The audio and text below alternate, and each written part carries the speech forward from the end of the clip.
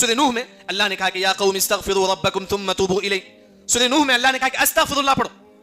استغفر اللہ کیا فائدہ ملے گا؟ یرسل السماء علیکم مدرارا ویمددکم باموال. اللہ آپ کو مال دے گا. استغفر اللہ پڑھو کیونکہ رزق دینے والا کون ہے؟ اللہ تعالیٰ. استغفر اللہ پڑھو.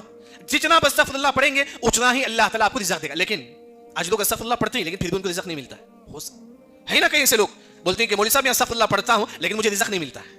کیوں؟ کیونکہ ہم استغفر اللہ تو پڑھتے ہیں. کیا مانی ہے استغفر اللہ؟ اللہ میرے گناہوں کو معاف کر دے. ہم استغفر اللہ پڑھتے ہیں حرام چیز دیکھتے ہیں. استغفر اللہ پڑھتے ہیں غیبت کرتے ہیں. استغفر اللہ پڑھتے ہیں جھوٹ بولتے ہیں. استغفر اللہ پڑھتے ہیں گانا سنتے ہیں. کہاں سے ملے گا رزق؟ استغفر اللہ کا معنی اے اللہ میں اپنی گناہوں کی مغفرت طلب کرتا ہوں. ہم لوگ استغفر اللہ بھی پڑھتے ہیں یہاں سے گناہ بھی کرتے ہیں. نعوذ باللہ. کیا معنی ہے استغفر اللہ؟ اے اللہ میں اپنی گناہوں کی مغفرت طلب کرتا ہوں. تب چل کر اللہ تعالی مغفرت کی وجہ سے اللہ آپ کو رزق دے گا. استغفر اللہ پڑھتے رہیے. ہمیشہ استغفر اللہ پڑھتے رہیے. گناہوں سے بھی بچیے. یاد رکھیں اللہ آپ کو رزق دے گا. بلکہ قرآن کہتا ہے کہ اللہ تعالیٰ آپ کو اولاد بھی دے سکتا ہے. اولاد بھی دے گا اللہ تعالیٰ اگر آپ استغفر اللہ پڑھیں گے.